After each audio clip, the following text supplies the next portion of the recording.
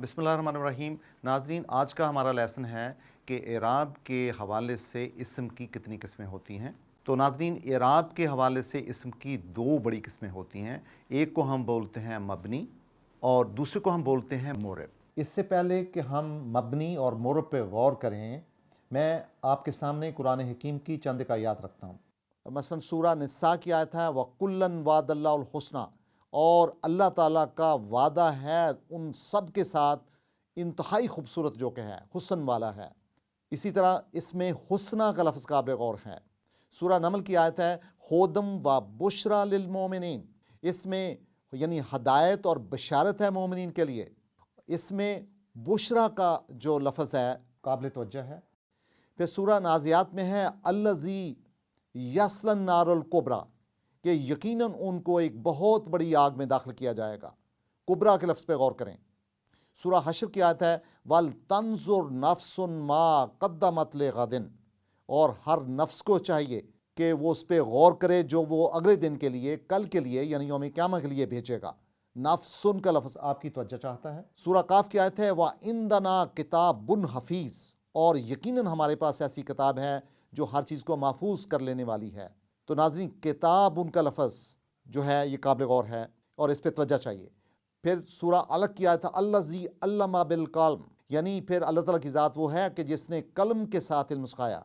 इसमें जो इसम कलम का है वो काबिल गौर है, लेकिन इसके साथ हरफ जर है तो इसके नीचे कसरा आई है, लेकिन कलम का लफ्ज़ जो है तवज्जो तलब है। तो नाज़रीन, अब हम देखते हैं कि मबनी क्या होता है और मुरब क्या होता है। तो नाज़रीन, मबनी होते हैं जो अपनी हालत कभी चेंज नहीं करते। उनकी हालत रफ़ा, हालत नस्ब और हालत जर एक ही होती है। मिसाल के तौर पे हम कहते हैं मूसा, हज़रत मूसा का नाम है, तो मूसा की हालत रफ़ा क्या होगी? मूसा। और मूसा की हालत नस्ब क्या होगी? वो भी मूसा। और मूसा की हालत जर क्या होगी? मूसा।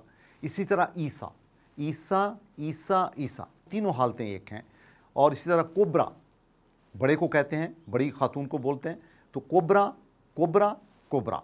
और इसी तरह बुशरा, बुशरा, बुशरा, यानी बिशारत देने वाली।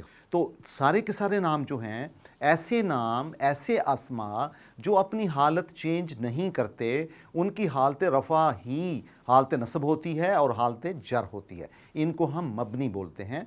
और मोरब होते हैं जो अपनी हालत चेंज करते हैं, यानी कभी वो हालत रफ़ा में होते हैं, कभी हालत नस्ब में होते हैं, कभी हालत जर में होते हैं।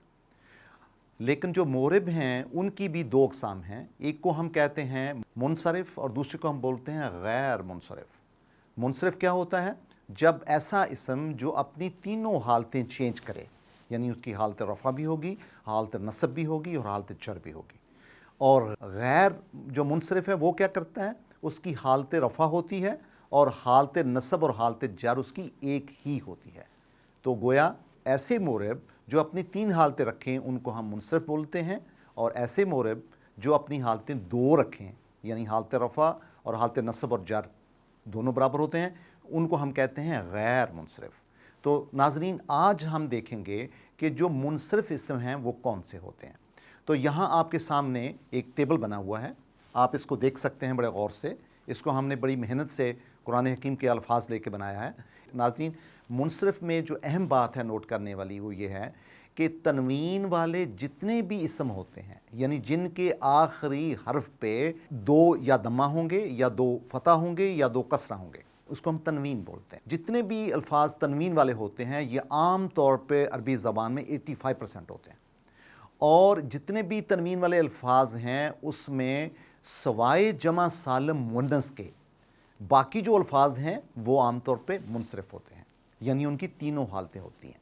गोया तनवीन वाले अल्फाज अक्सर हम कह सकते हैं कि तनवीन वाले अल्फाज अक्सर मुनसरिफ़ होते हैं, यानी उनकी तीन हालतें होती हैं, हालत रफ़ा, हालत नस्ब और हालत जर। सवाए किसके?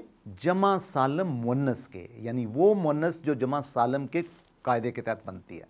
मिसाल के तौर पे अभी देखें कि किताबुन, किताबुन एक किताब को बोलेंगे, और किताबुन ये हालत रफ़ा है। क्या निशानी है?